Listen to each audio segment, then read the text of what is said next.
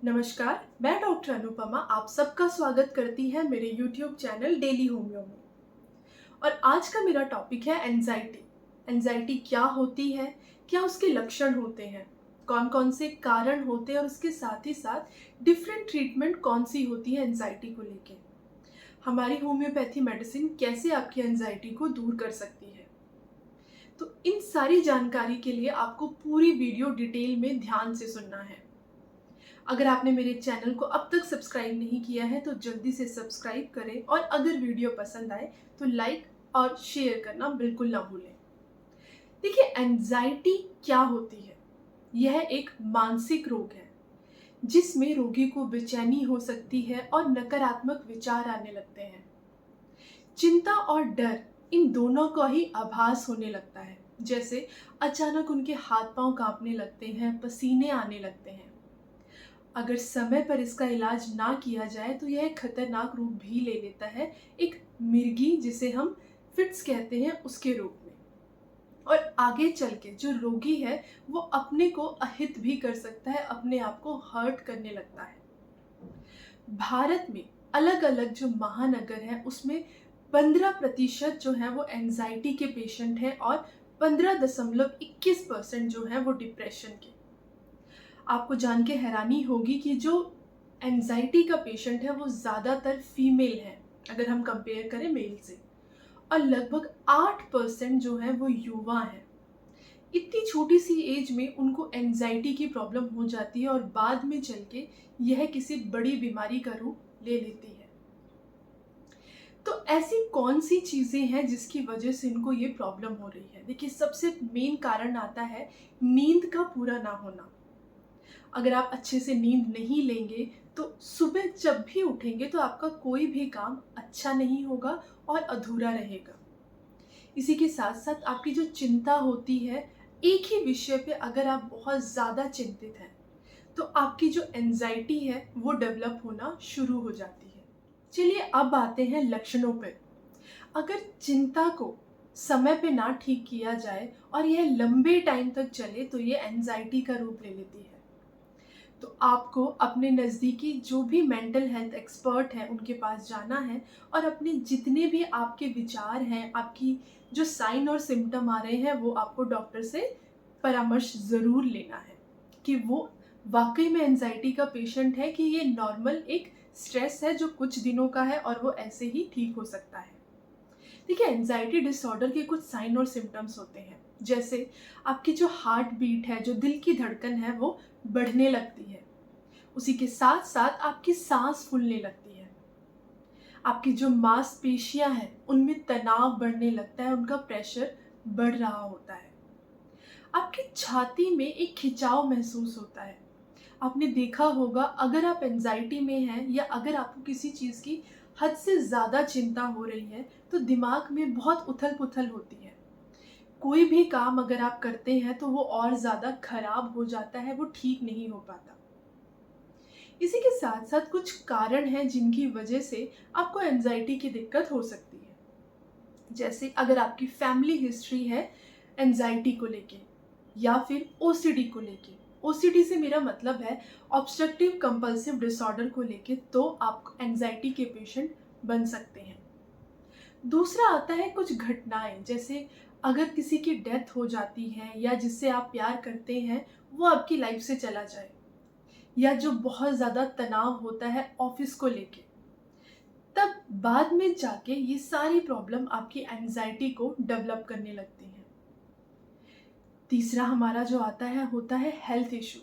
अगर आप बहुत ज़्यादा चिंता करते हैं अपनी हेल्थ इशू को लेके, जैसे कि थायराइड हो जाता है, अस्थमा हो जाता है, शुगर की प्रॉब्लम हो जाती है, आपकी हार्ट रिलेटेड डिजीज़ हो जाती है, तो ये सारी चीज़ें आपकी एंजाइटी को और बढ़ाती ही रहती हैं। चौथा हमारा आता है नशे से संबंधित।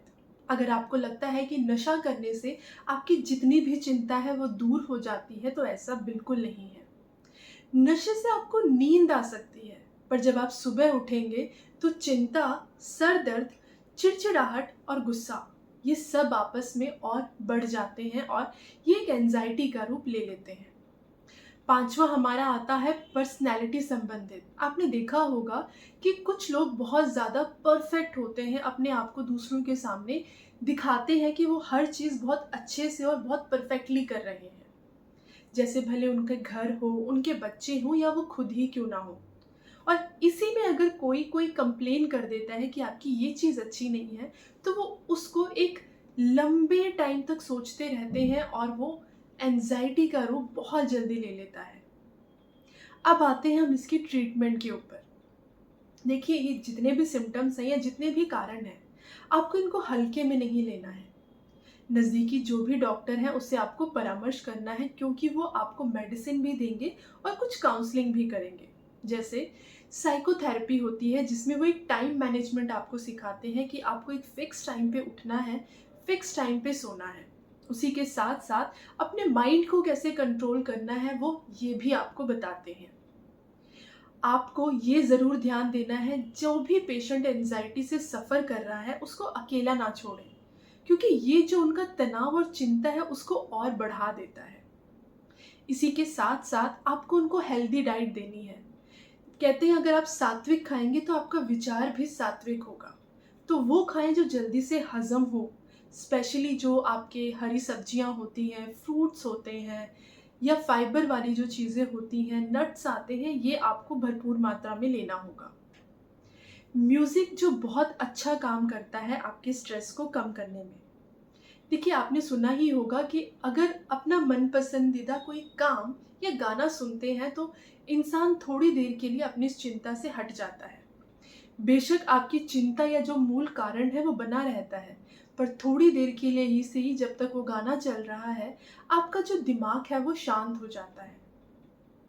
अब आते हैं हम सबसे मेन चीज़ पे। देखिए, एंग्ज़ायटी जो है वो एक आम समस्या बन गई है और इसका बेहतर विकल्प यही है कि हमें इसको रोकथाम करना है, इसका इलाज नहीं।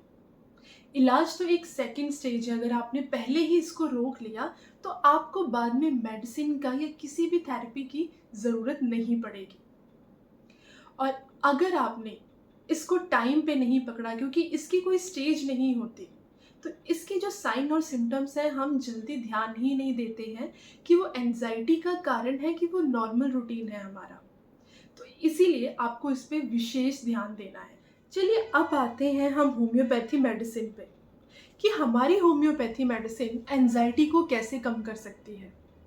देखिए, सबसे पहले आपको पता है कि होम्योपैथी से कोई साइड इफ़ेक्ट नहीं होता, और दूसरा, ये जो आपका मूल कारण है जिसकी वजह से आपकी चिंता बढ़नी शुरू हुई है, उसको ट्रीट करती है, ताकि एक तो आपकी बॉडी में कोई चेंजेस ना आए और अपने आप वाइटैलिटी ही आपकी जो प्रॉब्लम है उसको ठीक करने लग जाए। तो सबसे पहली मेडिसिन हमारी जो आती है वो होती है कालीफॉस, और ये बनती है पोटेशियम फॉस्फेट से। और इसका काम होता है आपको शांत रखना। अगर आप हर छोटी-छोटी बात पे चिंता करने लगते हैं, बहुत ज़्यादा सेंसिटिव होते हैं, हर छोटी बात पे आपको गुस्सा आने लगता है, आप इरिटेबल हो जाते हैं। उसी के साथ-साथ अगर कोई ऐसी चिंता जो आपको लंबे समय तक बनी हुई है और उसको लेके आप बहुत ज़्यादा चिंतित हैं, और या अगर आप किसी से लड़ाई करते हैं, उसके बाद आपकी एंग्ज़ायटी और बढ़ जाती है। उसी के साथ-साथ किसी मेंटल या फिज़िकल कुछ भी काम करने से आप बहुत जल्दी थका हुआ महसूस करते हैं, बहुत जल्दी डल हो जाते हैं, आपका जो एनर्जी लेवल है वो कम होता रहता है, तो आपको कालीफॉस लेना होगा 6x पोटेंसी में। इसके 4 टैबलेट लेना होगा दिन में 2 बार। दूसरी हमारी जो मेडिसिन आ जाती है वो होती है एकोनाइट। देखिए, ये बनता है जो पर्पल कलर का फ्लावर होता है एकोनाइट का, उससे, और ये काम करता है आपके डर पे, आपकी एंग्ज़ायटी में, स्पेशली अगर आप रेस्टलेस हैं, जैसे आप एक जगह नहीं बैठ पाते, शरीर से भी और दिमाग से भी। शरीर से तो आपको पता ही होगा कि हर बार कुछ ना कुछ करते रहेंगे, पर मेंटल से जैसे आपके दिमाग में एक साथ 100 चीज़ें चलती हैं। आप कुछ किसी भी चीज़ को लेके बहुत ज़्यादा सेंसिटिव हो जाते हैं, अगर किसी ने थोड़ा-सा मज़ाक भी किया तो आपका एंग्ज़ायटी लेवल वही बढ़ना शुरू हो जाता है। आप उस टाइम कुछ अपशब्द भी यूज़ कर सकते हैं। आपको हमेशा डर बना रहता है कोई भी बीमारी से लेके, या आपको हमेशा इस चीज़ का डर होता है कि मेरी इस कारण से जल्दी से मौत हो जाएगी, तो आपको उसी टाइम बिना टाइम वेस्ट किए एकोनाइट लेना होगा 200 पोटेंसी में दिन में सिर्फ एक बार। और तीसरी हमारी जो मेडिसिन आती है वो होती है अर्जेंटम निट्रिकम। ये जो बनती है वो होती है नाइट्रेट ऑफ सिल्वर से। अगर आपको लगता है कि आप बहुत ज़्यादा इनसिक्योर हैं, या मैं कहूँ कि आप किसी भी चीज़ में श्योर ही नहीं हैं, आपको समझ में ही नहीं आता है कि करना क्या है, कोई भी कुछ भी आके बोल के जाता है और आप कंफ्यूज हो जाते हो। उसी के साथ साथ आप में एक फोबिया बना है, एक डर बना हुआ है स्टेज को लेके या क्राउड को लेके। आप सबसे अपनी बातें शेयर नहीं कर पाते हैं। उसी के साथ साथ एक ऐसा फ़ियर होता है कि कोई आपको हर बार एक ही चीज़ रिपीट करे कि तुमसे नहीं हो पाएगा, तुम छोड़ दो। और ये सुनते-सुनते आप लोग थक जाते हैं और बाद में एक एंग्ज़ायटी का पेशेंट बनने में देरी नहीं लगाते। तब आपको अर्जेंटम निट्रिकम 200 पोटेंसी लेनी है, ये भी केवल दिन में एक ही बार। चौथी मेडिसिन जो आती है वो होती है आर्सेनिक एल्बम। देखिए, ये एक्यूट और क्रॉनिक दोनों केस पे बहुत अच्छा काम करती है।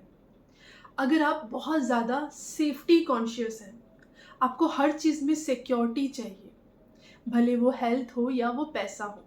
उसी के साथ साथ एकोनाइट की तरह आप रेस्टलेस हैं, एक जगह नहीं रह पाते, सफाई बहुत ज़्यादा पसंद करते हैं और इसी चक्कर में आप दिन भर लगे रहते हैं, तब आपको आर्सेनिक एल्बम लेना है। ये भी आपको 200 पोटेंसी में ही लेना होगा और केवल दिन में एक बार। जो पांचवी मेडिसिन होती है कल्केरिया काम, और ये बनती है समुद्री शेल से। और इसका मेन फीचर क्या होता है, इसमें एक डर बना रहता है हर चीज़ का चेंज। जैसे कि अगर आप एक जगह से दूसरी जगह जा रहे हैं तो वहाँ कैसे लोग होंगे, कैसा उनका व्यवहार होगा, या कहीं मैं जाऊँगा तो ये मुझे कंट्रोल तो नहीं कर लेगा। उसी के साथ साथ उसमें स्वेटिंग बहुत ज़्यादा होती है और ज़्यादातर वो हमें नेक के एरिया में देखने को मिलती है। कल्केरिया का जो पेशेंट है उसमें डर भी बहुत ज़्यादा होता है, भले ही वो जानवर से हो, अंधेरे से हो या भूत से हो। और एक अनोखी चीज़ इसमें हमें और देखने को मिलती है, इसको वो चीज़ें ज़्यादा पसंद आती हैं जो जल्दी हजम नहीं होती, जैसे कि हो जाता है हमारे चॉक, स्लेट। तो ये चीज़ें कुछ हमें ये भी बताता है कि जब पेशेंट बहुत ज़्यादा एंजाइटी में होता है तब उसको इन चीज़ों की क्रेविंग बहुत ज़्यादा होती है। तब आपको कल्केरिया काब लेना है और ये भी आपको 200 की पोटेंसी में दिन में केवल एक बार लेना है। मेडिसिन्स और भी हैं जो अलग अलग सिम्टम्स पे डिपेंड करती है पेशेंट की। अगर आपकी कोई भी क्वेरी है तो आप मुझे कमेंट कर सकते हैं, मैं बेशक उसका रिप्लाई आपको करूँगी। ये वीडियो कैसी लगी प्लीज़ कमेंट में जाके बताइएगा, और हो सके तो प्लीज़ इस वीडियो को मैक्सिमम शेयर करिए। इसी के साथ साथ अपना ध्यान रखिए, खुश रहिए, धन्यवाद।